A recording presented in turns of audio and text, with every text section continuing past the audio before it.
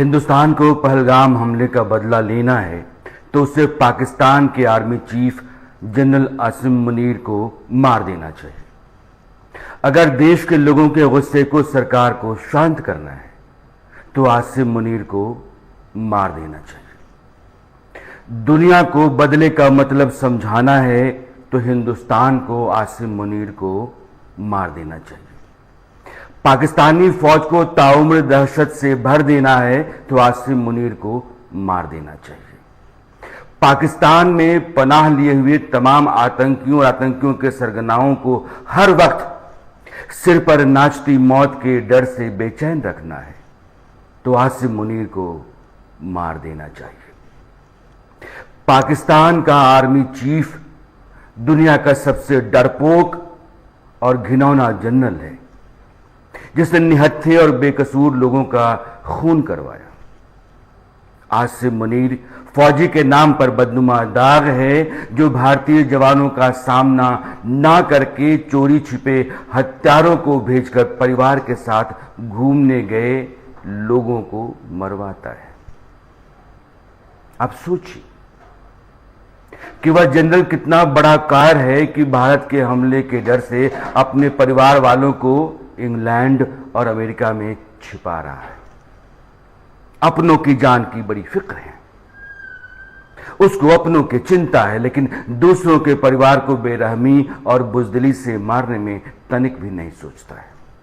ना सोचा। अमेरिका के फॉर्मर पेंटागन यानी कि जो वहां का डिफेंस डिपार्टमेंट है, रक्षा विभाग, उसके ऑफिसर रहे और अमेरिकन एंटरप्राइज इंस्टीट्यूट जिसको हम AEI कहते हैं, उसके सीनियर फेलो माइकल रूबिन की रिपोर्ट में पढ़ रहा था और वो 100% सही बात कह रहे हैं कि ओसामा बिन लादेन और आसिम मुनीर में फर्क बस इतना है कि ओसामा गुफा में रहता था और आसिम मुनीर महल में रहता है। दोनों एक तरह के हैं, जाहिल जल्लाद जानवर, दोनों के इरादे एक जैसे हैं और अंजाम भी दोनों का एक जैसा ही होना चाहिए। कितनी सही बात कही है। इसीलिए मैं कहता हूं कि भारत की सरकार और सेना दोनों को बस एक ही काम करना चाहिए, आसिम मुनीर को कुत्ते की मौत मार देना चाहिए। इसमें कोई गलत बयानी नहीं है। अगर पाकिस्तान आज के हालात में पहुंचा है और वहां लगातार दहशत है तो उसका एक ही गुनाहगार है, आसिम मुनीर। माइकल रूबिन यह भी कह रहे हैं कि पाकिस्तान को अब और मासूम बनकर दुनिया के सामने आप नहीं रख सकते। आप सूअर के ऊपर लिपस्टिक लगा सकते हैं लेकिन वो सूअर ही रहेगा। आप पाकिस्तान को आतंकी समर्थक देश नहीं मानने का दिखावा तो कर सकते हैं, लेकिन हकीकत यही है कि वह आतंकवाद को पोसने पालने वाला देश है जिसको हम संरक्षक कहते हैं। उसी की सरपरस्ती में आतंकवाद पनपता है और भारत के इरादे साफ दिख रहे हैं। दुनिया भी समझ रही है कि भारत इस बार चुप नहीं बैठेगा। नेवी ने पाकिस्तान के नीचे अरब सागर में INS सूरत और एयरक्राफ्ट कैरियर INS विक्रांत को उतार दिया है। तस्वीरें आप देख रहे होंगे। दोनों जंग वाली तैयारियां करते हुए आपको नजर आ रहे होंगे।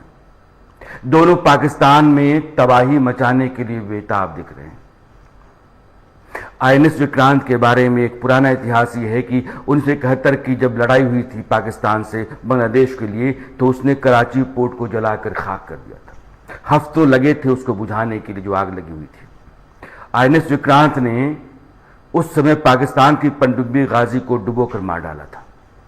पाकिस्तान को पता है कि भारत की सेना और एयरफोर्स ताकतवर तो हैं ही, लेकिन नेवी उसका टेटुआ दबा सकती है।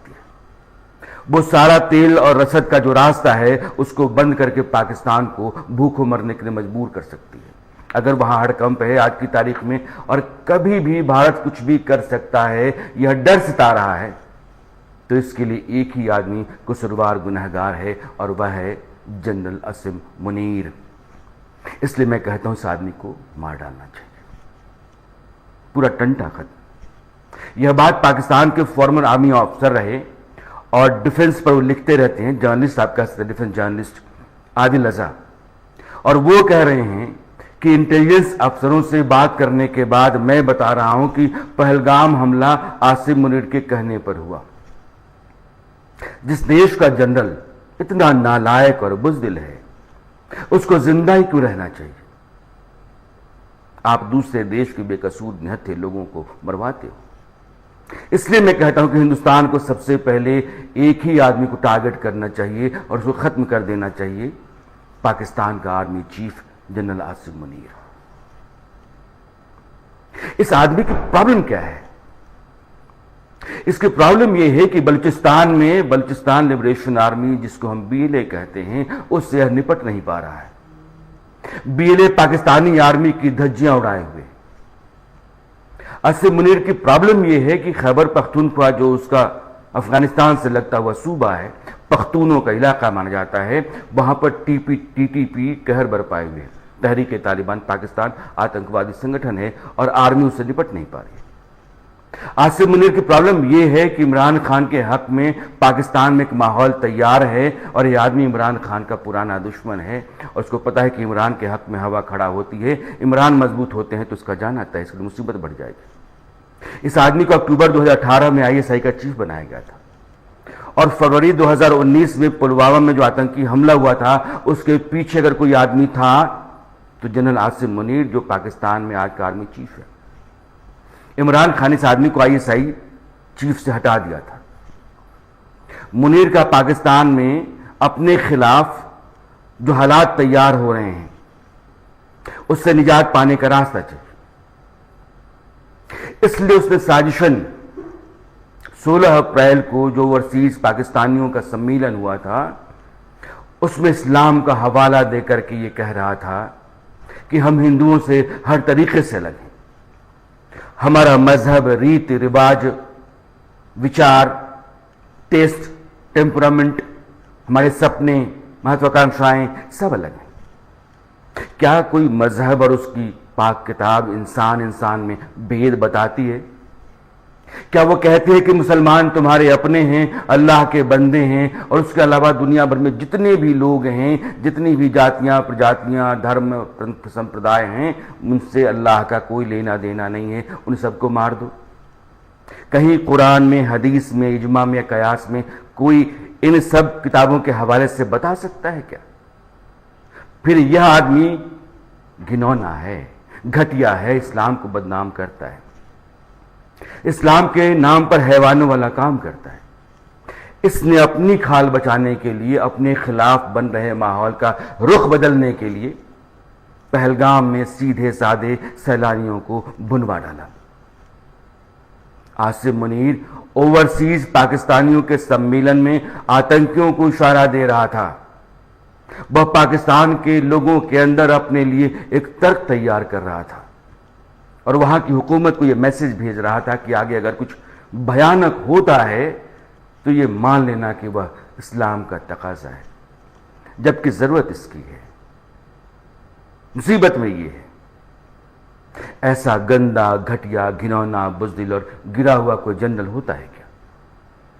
लड़ना है तो सामने से लड़ो ना, फौज को चैलेंज करो। तुमसे तो बेहतर वो बीएलए और टीटीपी वाले हैं जो तुमको ललकारते हैं, सामने से लड़ते हैं, भिड़ंत करते हैं, टकराव मोलते हैं। जनरल मुनीर ने कहा कि कश्मीर को पाकिस्तान की जुगलर वेन मानना चाहिए, यानी कि गले की नस है।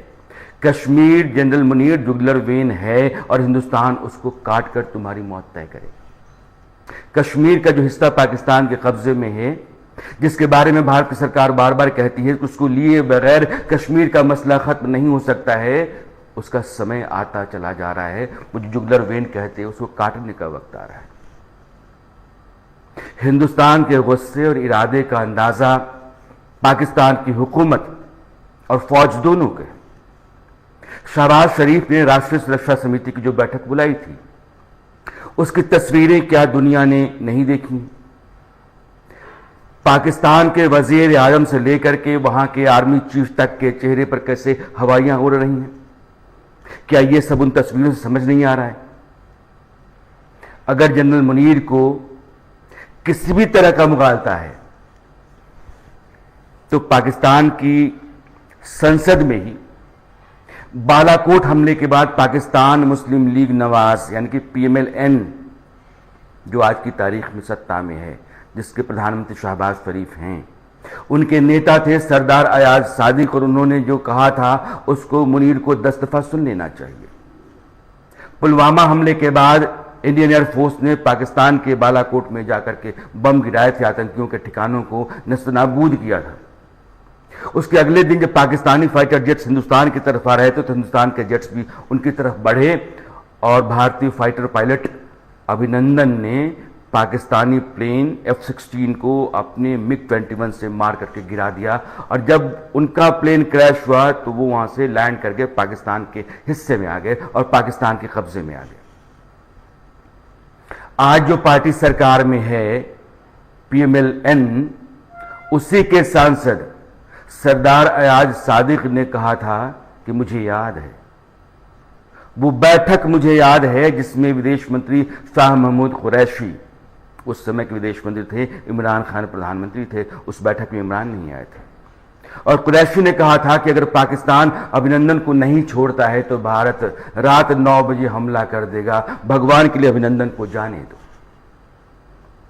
अयाज सादिक ने कहा था कि उस दौरान सेना प्रमुख यानी कि आर्मी चीफ जनरल बाजवा उस समय थे, उनको बहुत पसीना आ रहा था और उनके पैर कांप रहे थे। ये जो हालात उस समय पाकिस्तान के थे, उनके बारे में मुनीर को बाजवा से पूछना चाहिए था, अच्छी समझ हो जाती। मशवरा बाजवा अगर देते और बाजवा को मुनीर बताते कि मैं ऐसे बुजदिली वाला काम करने जा रहा हूं, आप क्या कहते हैं, तो शायद बाजवा सही सही बता देते कि होगा क्या। लेकिन मुनीर को अपनी पड़ी थी और अब भी पड़ी है, अब भी पड़ी है।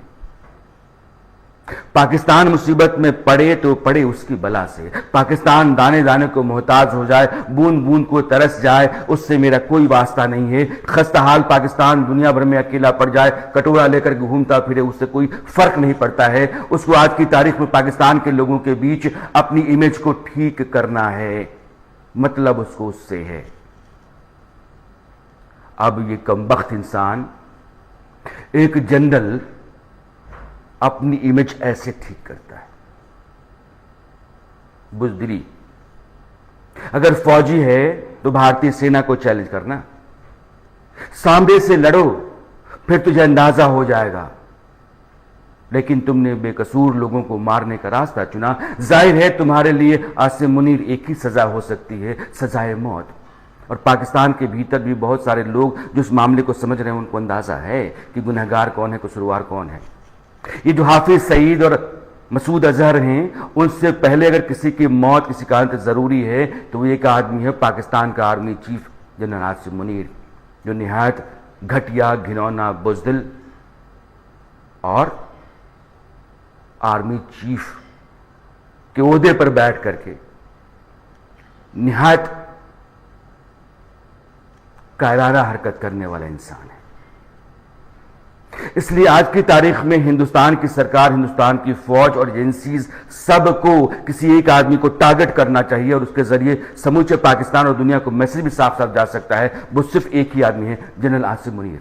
इसको मारो, खत्म करो, मैसेज भी साफ है, बदला भी साफ है और पूरा है।